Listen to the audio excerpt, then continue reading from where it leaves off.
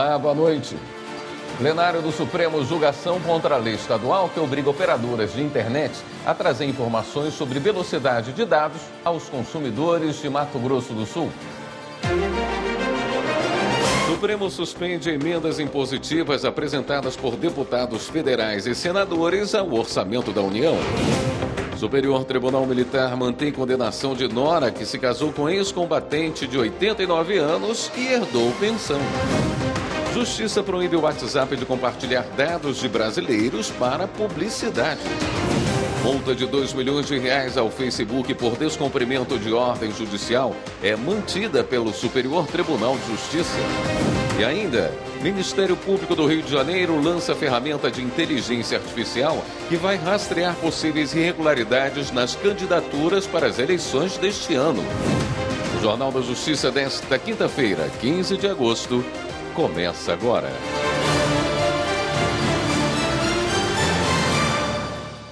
O Supremo Tribunal Federal suspendeu todas as emendas impositivas apresentadas por deputados federais e senadores ao orçamento da União.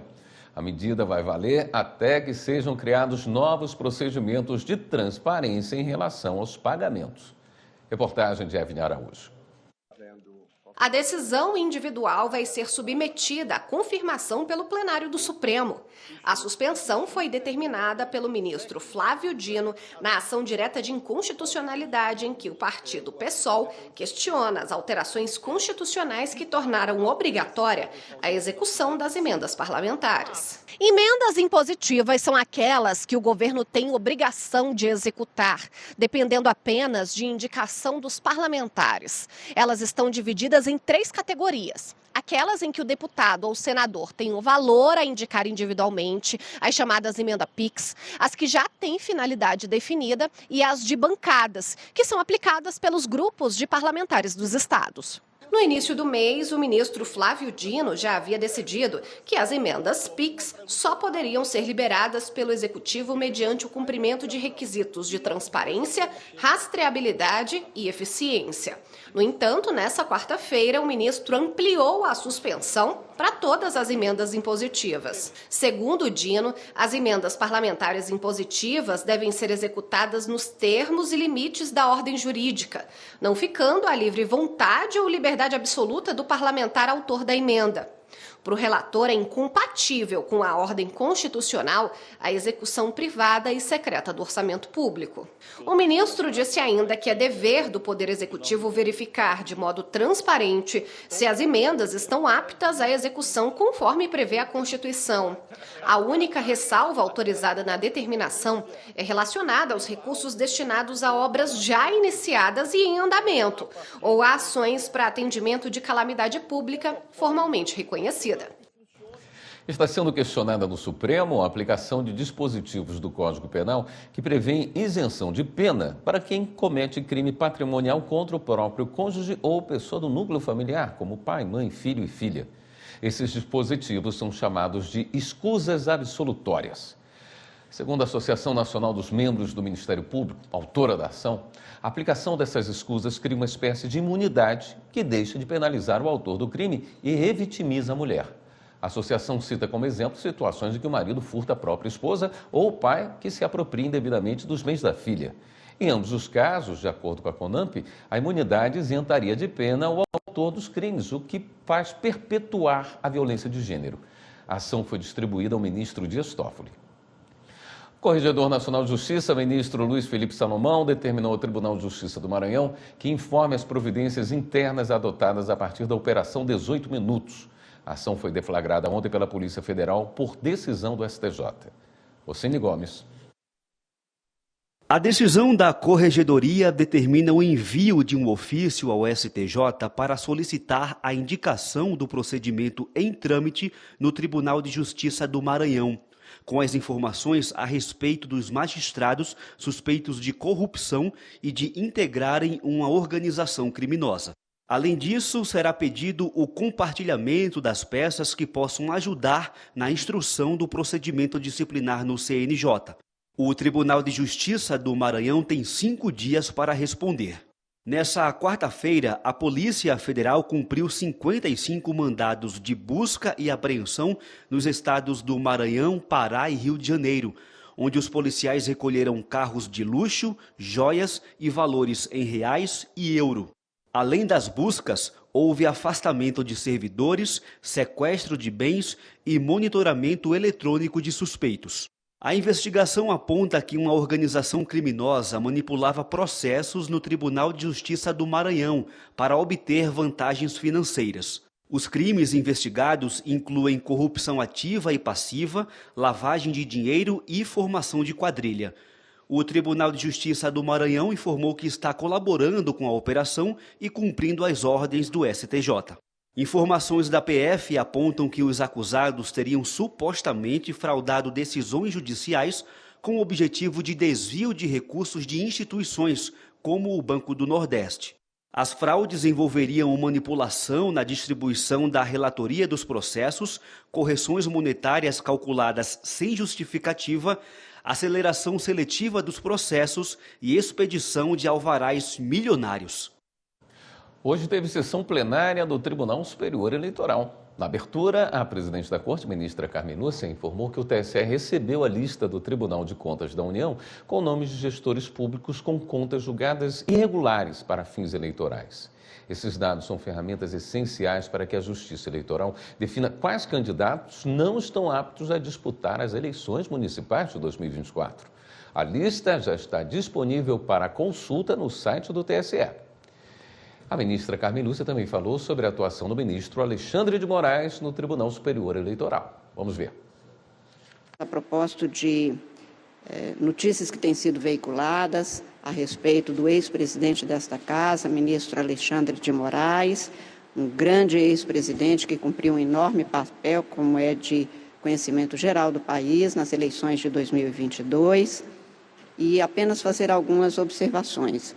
Em primeiro lugar, notícias que têm sido veiculadas sobre a acumulação de cargos de ministros do Supremo Tribunal Federal e de ministros do Tribunal Superior Eleitoral, lembrar a todos que esta é uma escolha constitucional que o Constituinte vem fazendo desde a década de 30 do século passado.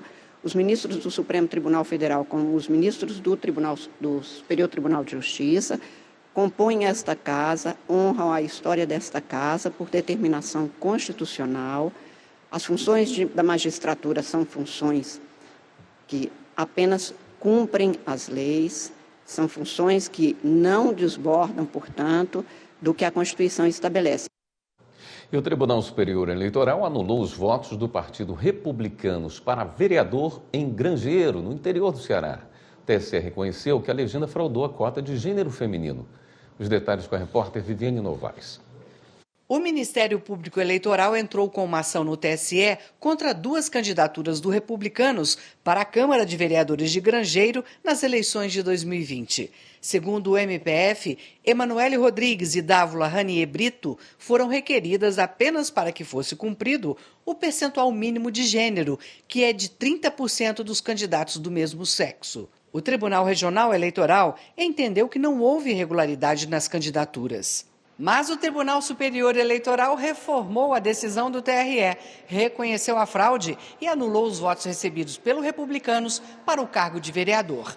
O tribunal ainda determinou que os quocientes eleitoral e partidário sejam recalculados. A maioria dos ministros acompanhou o voto do relator, ministro André Ramos Tavares. Para o TSE, não há contrassenso em cassar o mandato de uma mulher se o partido fraudou a cota de gênero nas eleições. Nesse caso, toda a chapa envolvida deve ter o registro indeferido. O Ministério Público do Estado do Rio de Janeiro colocou em operação esta semana uma nova ferramenta de inteligência artificial para análise dos registros de candidaturas para as eleições deste ano. A ferramenta vai rastrear possíveis irregularidades nas candidaturas. Repórter Carolina Chaves. O robô criado pelo Ministério Público é um instrumento com uso de inteligência artificial capaz de identificar candidaturas irregulares e analisar os registros de forma automatizada. O principal objetivo é dar celeridade ao processo de avaliação e eventual impugnação de candidatos pelos promotores de justiça. Segundo o Procurador-Geral de Justiça, Luciano Matos, a tecnologia vai contribuir para um processo eleitoral mais limpo e eficiente. Essa ferramenta pretende, a partir de dados, levar à mesa do promotor de justiça informações sobre candidatos que tenham sido condenados ou apresentem outras questões que não permitam a sua candidatura, o registro da sua candidatura. Inclusive, por exemplo, os requisitos da lei da ficha limpa. Então, é um primeiro trabalho, um trabalho que estamos desenvolvendo para essa eleição municipal, buscando cada vez mais a lisura e a regularidade do pleito deste ano. A ferramenta não vai substituir a análise individual pelo promotor de justiça. A pesquisa de irregularidade é feita pelo nome ou pelo CPF do candidato. O robô utiliza um banco de dados com informações dos políticos e pode enviar essas informações para a central de alertas da Justiça Eleitoral para priorizar a análise de algumas candidaturas. O robô também pode encontrar irregularidades sobre a desincompatibilização do candidato ao cargo disputado, ausência de certidões criminais e prestação de contas rejeitadas. Um exemplo do uso da ferramenta foi um pedido de impugnação pelo Ministério Público Eleitoral das candidaturas de Jorge Eduardo de Brito, do PP, ao cargo de vice-prefeito de Angra dos Reis e de José Antônio Azevedo Gomes, a vaga de vereador do mesmo município pelo Partido Renovação Democrática. O robô identificou irregularidades constatadas pelo Tribunal de Contas do Estado nas contas da Câmara Municipal de Angra dos Reis, como o pagamento indevido de despesas nos mandatos anteriores. A seguir, Justiça proíbe o WhatsApp de compartilhar dados de brasileiros para publicidade. E ainda, Superior Tribunal Militar mantém condenação de nora que se casou com ex-combatente de 89 anos e herdou pensão. Voltamos em instantes.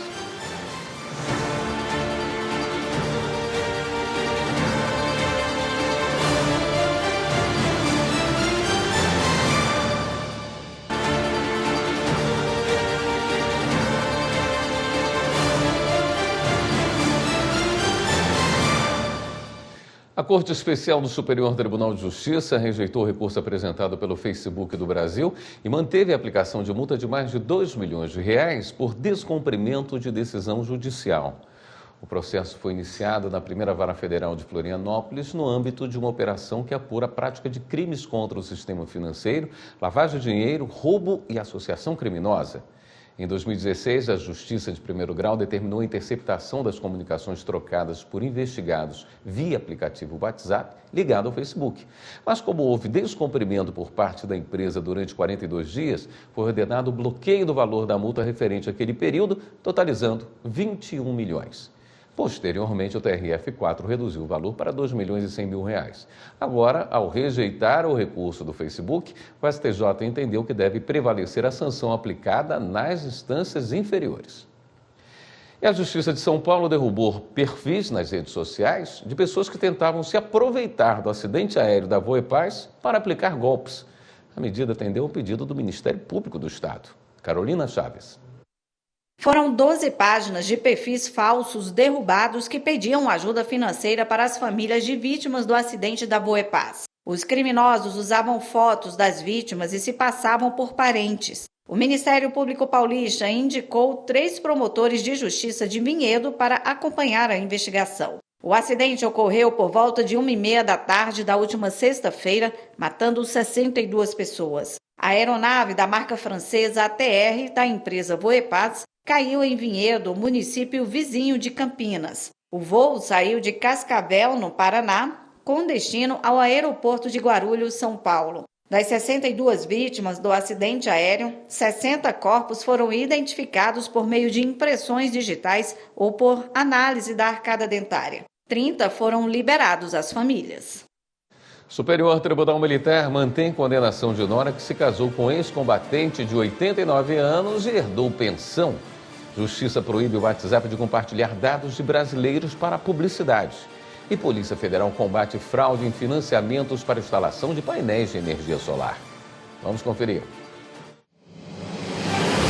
O Superior Tribunal Militar confirmou a condenação de uma mulher e seu ex-companheiro por fraude ao sistema de pensão do Exército. A acusada, 40 anos mais jovem, casou com um ex-combatente da Força Expedicionária Brasileira que tinha 89 anos à época. O senhor, que sofria de Alzheimer, era sogro da ré e faleceu poucos meses após o casamento. Os dois nunca tiveram uma relação matrimonial efetiva. Com a morte do idoso, a mulher solicitou a pensão. De janeiro de 2013 até outubro de 2021, ela recebeu mais de R$435 mil. Os prejuízos aos cofres públicos foi de mais de R$919 mil. Os réus viviam com o idoso e não foi possível definir se ele tinha conhecimento do plano arquitetado pelo casal ou se tudo era uma farsa. Apesar de haver uma certidão de casamento oficial, os fatos mostravam que tudo não passou de uma fraude contra o sistema de pensão do Exército. Os ministros do STM seguiram os argumentos do relator e mantiveram a condenação de primeiro grau. A Justiça Federal em São Paulo, em atendimento ao pedido do Ministério Público Federal e Instituto de Defesa de Consumidores, proibiu o WhatsApp de compartilhar dados de usuários brasileiros com outras empresas do Grupo Meta para uso em finalidades próprias, como veiculação personalizada de anúncios de terceiros. A determinação estabeleceu que as regras do aplicativo sobre tratamento desses dados no Brasil devem se equiparar aos que estão em vigor na União Europeia. O WhatsApp também foi obrigado a criar em 90 dias funcionalidades que permitam aos usuários desistirem da adesão à política de privacidade. Na ação civil, o MPF e o IDEC também pediram que a Meta fosse condenada em R$1,7 bilhão por danos morais coletivos. O valor foi baseado em multas já aplicadas à Meta por decisões semelhantes na União Europeia. A Polícia Federal deflagrou a Operação Fóton para desarticular um esquema de desvio de recursos públicos do Fundo Clima, financiado pelo BNDES e Badesul. O Fundo Nacional sobre Mudança do Clima é uma política nacional e tem o objetivo de financiar projetos, estudos e empreendimentos que visem a redução de emissões de gases de efeito estufa e a adaptação da mudança climática. A PF cumpriu 20 mandados de busca e apreensão em 8 municípios do Rio Grande do Sul e executou o sequestro de bens no valor de quase R$30 milhões para ressarcimento da União pelos prejuízos causados. A investigação começou em 2023 e apurou que os suspeitos, após o recebimento dos valores contratados, desviaram os recursos para aquisição e instalação de bens e equipamentos não relacionados ao objeto dos contratos, como veículos e equipamentos para irrigação. Isso caracteriza o superfaturamento dos contratos e desvio de finalidade na aplicação dos recursos públicos. A investigação indica o desvio de aproximadamente R$23 milhões. No entanto, a estimativa é que possa chegar a mais de 60 milhões. Reeducandos da cadeia pública de Remígio, cidades no interior da Paraíba, estão se destacando e tendo a pena reduzida por meio do projeto Hortas para a Liberdade. Eles plantam pimenta e produzem molhos e conservas. Em outro projeto, Tecendo a Liberdade, os presos produzem peças de tricô. Os produtos são expostos e vendidos em feiras culturais e comércios locais da região. A iniciativa faz tanto sucesso que já rendeu a indicação ao Prêmio Inovare na categoria Justiça e Cidadania. Reportagem Ludmila Costa. Na entrada da cidade, avistamos a cadeia de muros altos, mas é a produção de pimentas logo na frente do prédio que chama a atenção de quem chega a Remígio. São pelo menos 3 variedades de pimentas orgânicas plantadas e colhidas pelos reeducandos da cadeia pública. O projeto ganhou o nome Hortas para a Liberdade e não ficou só na plantação e colheita. Dentro da unidade prisional, em parceria com técnicos da Universidade Federal da Paraíba, foi criada uma agroindústria de beneficiamento das pimentas, que funciona na unidade prisional. Aqui são produzidos molhos, conservas e pimentas desidratadas. O processo é rigoroso, com higiene e qualidade, podendo demorar até 3 meses para chegar até o produto final. As garrafas então ganham um rótulo, uma marca, Pimenta Vila Branca. Você pretende continuar trabalhando com pimenta quando sair? Sim, com certeza, né? Porque talvez possa lá fora trabalhar com pimenta. São 700 pés de pimentas plantados do lado de fora e mais 400 dentro dos muros da cadeia pública de Remígio. Todos prontos para abastecer uma agroindústria com capacidade de produção de 2.000 conservas por mês. A cadeia pública de Remígio possui 27 reeducandos. 20 deles trabalham em projetos de ressocialização. São 12 dedicados ao cultivo e beneficiamento das pimentas e 8 na confecção de cachecóis e outros produtos a partir de fios de lã.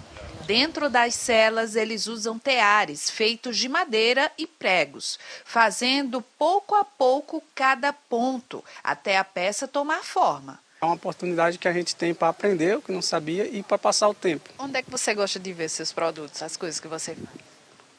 Hoje em dia tudo é mais através da internet, né? É uma satisfação familiar da gente chegar aqui e dizer, eu vi um produto teu pela internet. A direção fez uma apresentação e mostrou, tá lá, a gente sabe que a criatividade é sua, tem sua mão lá. E a gente fica bastante feliz com o retorno que a gente está tendo, né? Além de ocupar o tempo ocioso na cadeia, os projetos são importantes para a qualificação profissional e remissão da pena. A cada 3 dias trabalhados, os reeducandos reduzem em 1 dia o tempo de reclusão. Os produtos são vendidos em feiras e pontos comerciais da região, sendo toda a renda revertida para as famílias que estão do lado de fora. Uma iniciativa que rendeu ao projeto da Pimenta Vila Branca a indicação ao Prêmio Inovare 2023, na categoria Justiça e Cidadania. A premiação existe há mais de 20 anos para reconhecer e disseminar práticas transformadoras desenvolvidas no sistema de justiça do Brasil. E a gente tem esse orgulho, essa satisfação de poder proporcionar à Secretaria de Administração Penitenciária esses projetos para os reeducandos. Ver o fruto desse esforço sendo reconhecido e elogiado alivia os dias difíceis e cria a perspectiva de um futuro com mais possibilidades. Quando não temos o que fazer, a gente pensa nas coisas do mundo. Nós ficamos felizes. Passa tudo isso pelas nossas mãos e a gente vê ter a produtividade de ter usos. E a gente fica contente e satisfeito pelo que nós faz. A seguir, decisão do TRF1 envolvendo o programa Farmácia Popular. E a gente traz todas as informações da sessão plenária do Supremo. Voltamos já.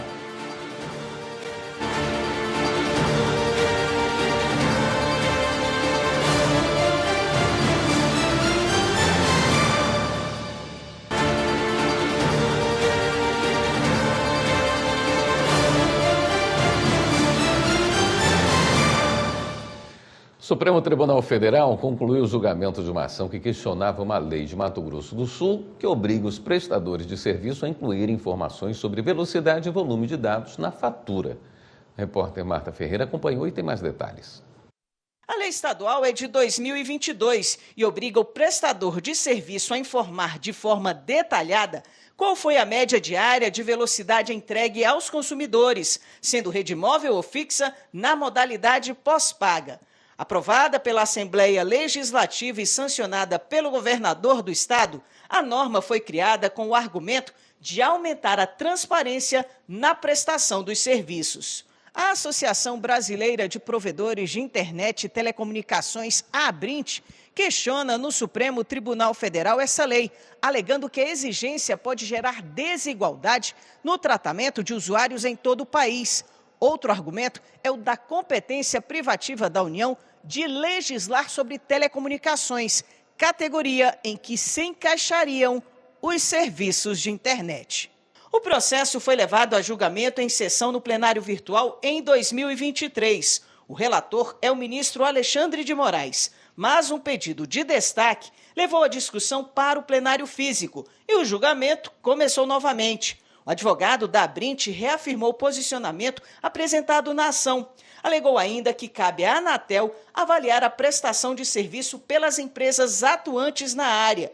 Por fim, afirmou que a lei vai confundir os consumidores e aumentar os gastos. Existe sim uma confusão no mercado criada pela referida lei. Confusão essa, como eu salientei, sobre o próprio texto no que tange a conceitos de velocidade, de download e upload, questões sobre franquia e mais. Excelências, existe um custo muito elevado para que, inclusive, as pequenas empresas possam cumprir o disposto na lei. Porque, dentro de uma estimativa nacional, que se passarmos para um plano nacional e todos os estados também legislarem no mesmo sentido, existe uma expectativa de um custo de em torno de 1,5 bilhões de reais para que todas as empresas acatem a lei. O procurador do estado de Mato Grosso do Sul argumentou que a lei em questão não trataria de telecomunicações, mas sim da defesa dos direitos dos consumidores nesse serviço. A lei estadual tem 3 artigos, ela é de uma simplicidade franciscana.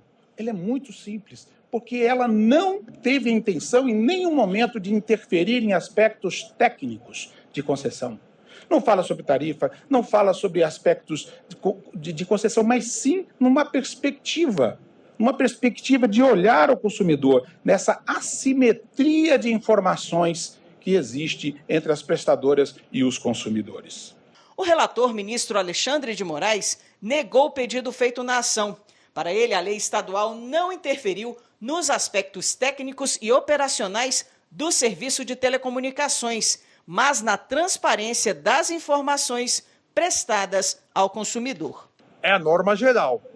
O Estado do Mato Grosso do Sul, copiando a mesma legislação do Estado do Paraná, a lei do Paraná, que declaramos constitucional, a lei do Paraná era de 2016 e declaramos constitucional em 2019, e a lei do Mato Grosso do Sul é um pouco mais recente. A lei do Mato Grosso do Sul é agora mais recente, de 2022, mas o texto idêntico. A lei do Estado do Mato Grosso do Sul vem, no exercício da competência concorrente, especificar essa questão.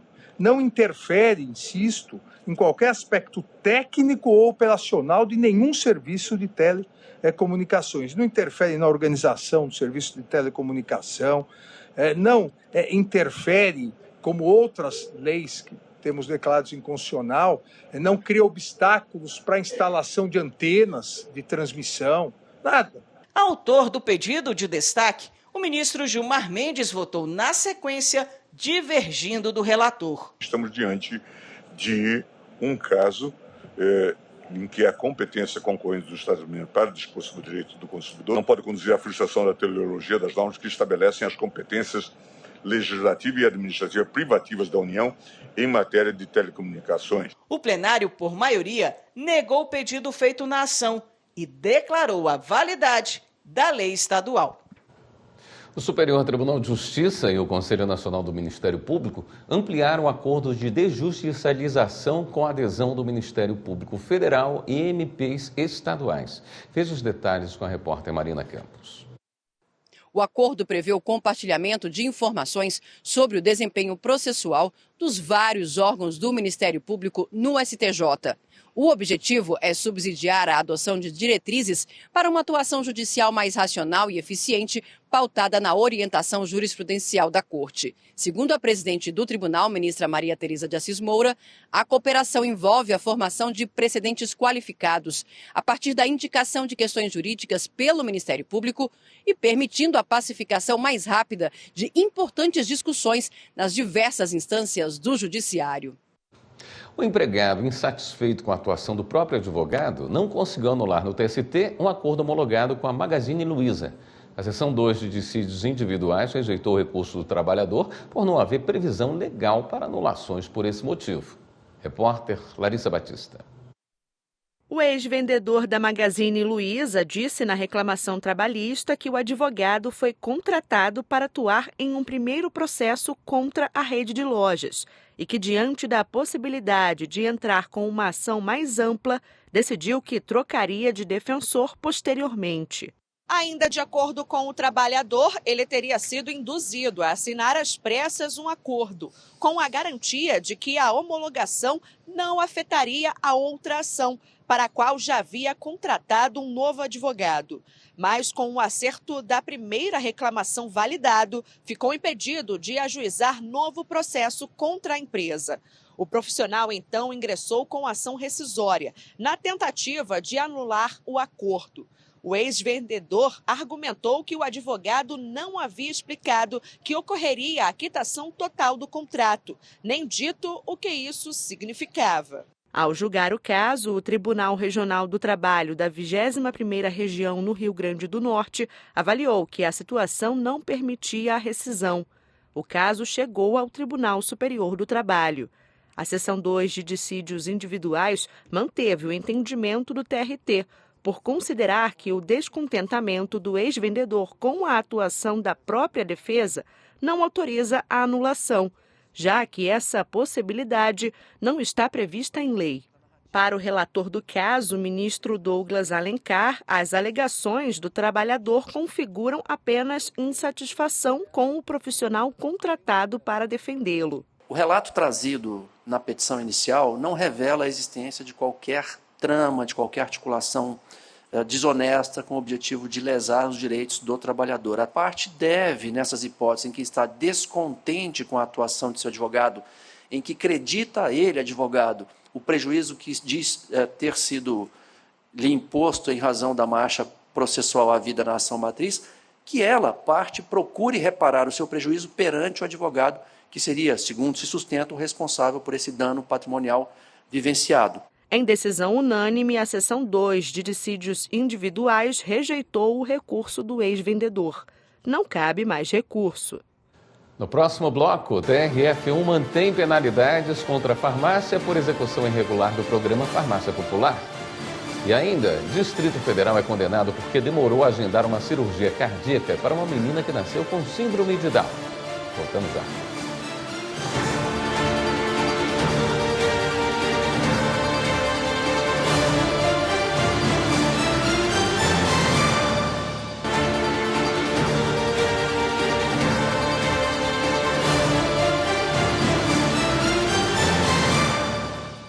O Distrito Federal foi condenado por danos morais porque demorou a agendar uma cirurgia cardíaca para uma menina que nasceu com síndrome de Down.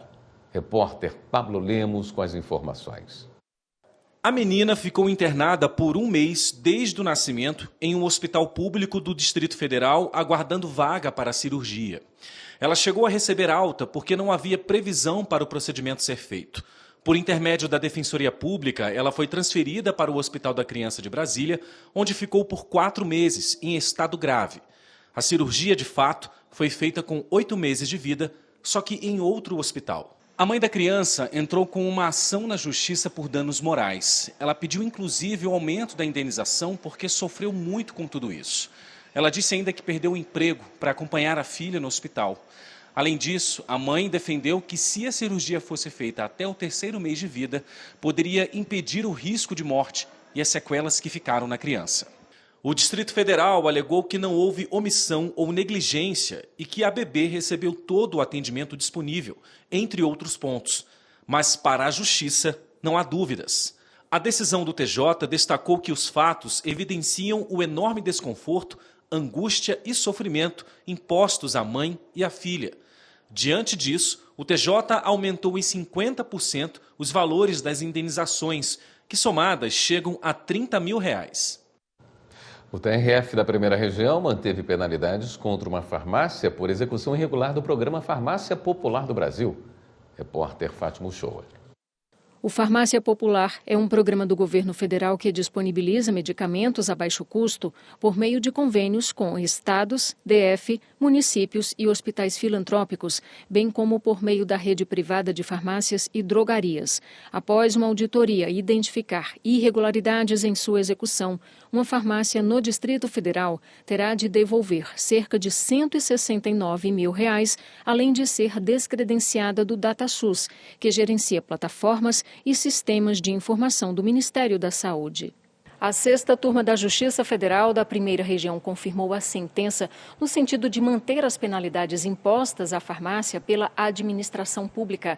Para a relatora, juíza federal convocada, Rosimeire Gonçalves de Carvalho, a realização de auditorias e a aplicação de penalidades no caso de irregularidades tem previsão legal e compõe um conjunto de medidas para controle e fiscalização dos estabelecimentos que aderiram ao Farmácia Popular. Ainda segundo a magistrada, não há que se falar em desproporcionalidade ou irrazoabilidade das providências legais adotadas pelas autoridades públicas. No mês em que se comemora o Dia dos Pais, defensorias públicas de todo o país estão fazendo uma campanha para reduzir o número de registros sem o nome do pai.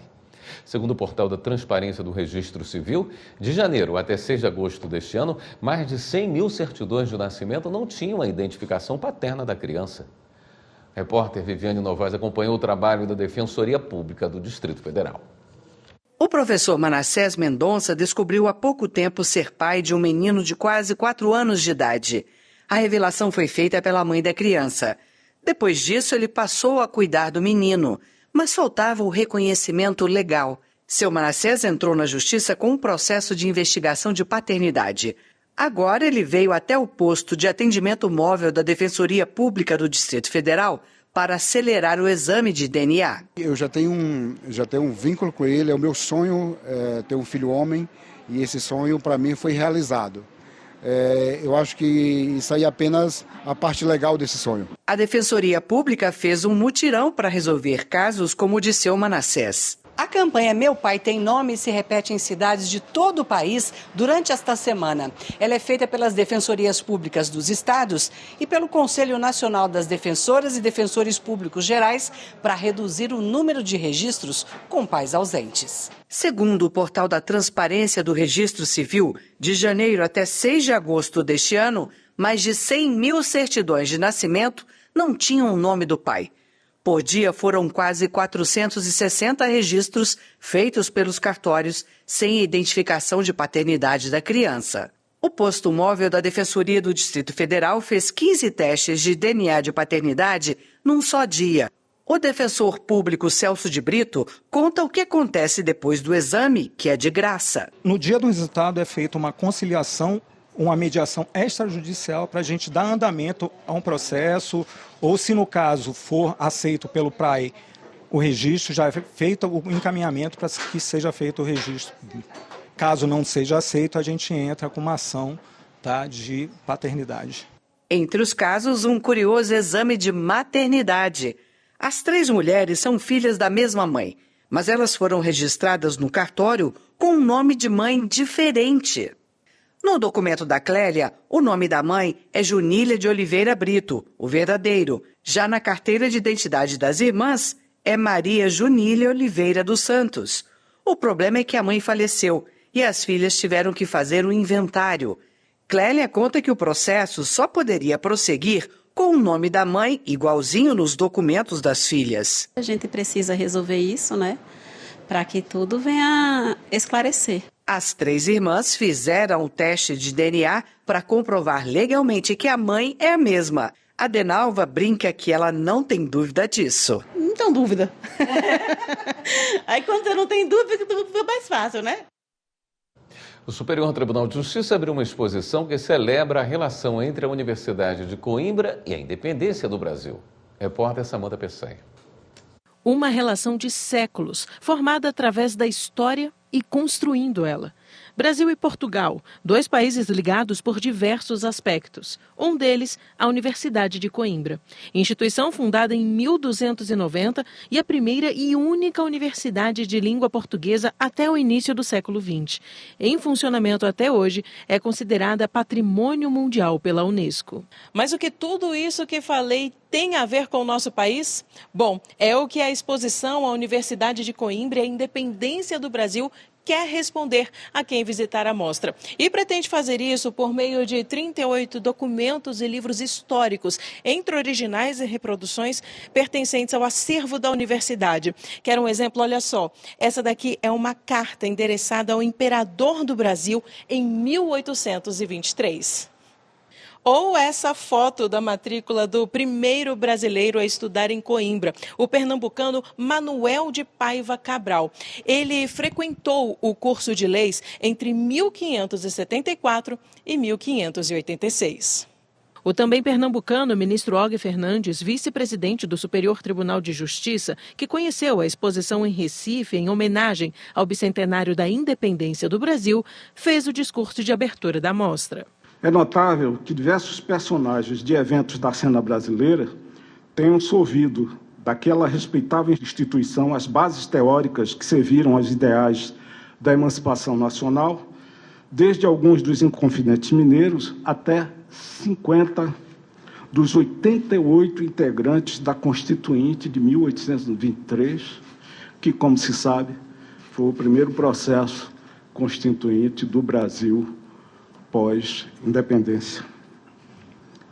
A exposição não é apenas uma homenagem ao passado, mas um convite ao debate sobre o papel essencial que o conhecimento desempenha ao erigir uma nação. A presidente do tribunal, ministra Maria Tereza de Assis Moura, prestigiou o evento de abertura da exposição, assim como ministros do STJ e demais autoridades e convidados. A exposição conta com o apoio da Embaixada de Portugal no Brasil. O embaixador Luiz Faro Ramos diz que a mostra vem para celebrar a relação entre Brasil e Portugal. É mais uma forma de todos os brasileiros entenderem também o que é que liga, na verdade, os nossos países, que é muito mais do que o presente, é a história, é a cultura, é o estudo jurídico, é tanto brasileiro e brasileira que passou por Portugal, por Coimbra, e continua passando hoje em dia para fazer os seus estudos, para aperfeiçoar a parte jurídica. Então é uma relação já muito forte, mas que eu acho que ainda se vai fortalecer mais com a exibição desta exposição aqui. O coordenador da mostra e vice-reitor para as relações externas da Universidade de Coimbra, João Nuno Calvão, ressalta o que pode ser conferido na exposição. Com factos interessantes como o patriarca da independência ter sido nosso professor de metalurgia, Bonifácio de Andrada, com factos muito presentes, como alguns dos honoris causa de grandes personalidades brasileiras e atualmente o chefe do Executivo, o presidente Lula da Silva. E, portanto, tudo isto simboliza muito um passado, honra, de facto, um presente e projeta um futuro que é também o futuro que nós queremos para os nossos povos irmãos e sempre ligando a Universidade de Coimbra, estes dois Estados e estes dois povos. A exposição à Universidade de Coimbra e a Independência do Brasil pode ser visitada gratuitamente de segunda a sexta-feira, das 9 às 19 horas, até o dia 11 de outubro, na entrada do Espaço Cultural do STJ. Esta edição do Jornal da Justiça fica por aqui. Uma boa noite. Até amanhã.